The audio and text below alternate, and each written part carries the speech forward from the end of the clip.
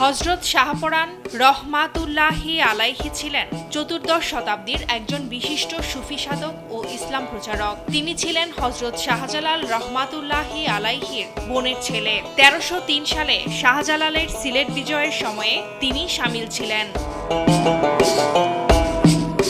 তিনি সিলেটের খাদিমনগরে খানকা প্রতিষ্ঠা করে আধ্যাত্মিক চর্চা ও সিলেটের নবীগঞ্জ জৈন্তাসহ বিভিন্ন স্থানে ইসলামের দাওয়াত ছড়িয়ে দেওয়ার মাধ্যমে অঞ্চলটিতে মুসলিম শাসন ও সংস্কৃতির ভিত্তি সুদৃঢ় করেন।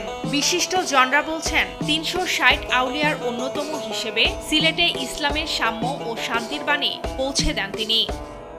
হযরত শাহজালালের অন্যতম এবং প্রিয় ভাগনা ছিলেন হযরত শাহপরান রহমতুল্লাহ আলাইহি। যুদ্ধক্ষেত্রে অনেক সাহস জুগিয়েছেন, ইসলাম প্রচারও তার ভূমিকা কম নয়। তিনি জৈন্তা এলাকা সহ সিলেট সদরের বেশ কিছু এলাকায় তিনি ইসলাম প্রচার করেছেন।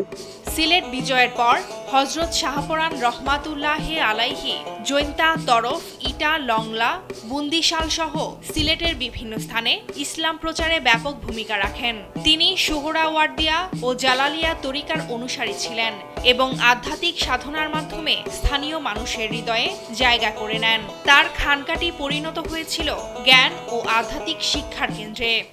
700 বছর আগে রয়েছে, ওরা ইউমন থেকে এসেছেন এই দেশে ইসলাম প্রচারের জন্য। এই 360 হযরত শাহজালাল রহমতুল্লাহ সিলেটের আগমনের মানুষের মুসলমান বানানো, দ্বীনের দাওয়াত দেওয়া।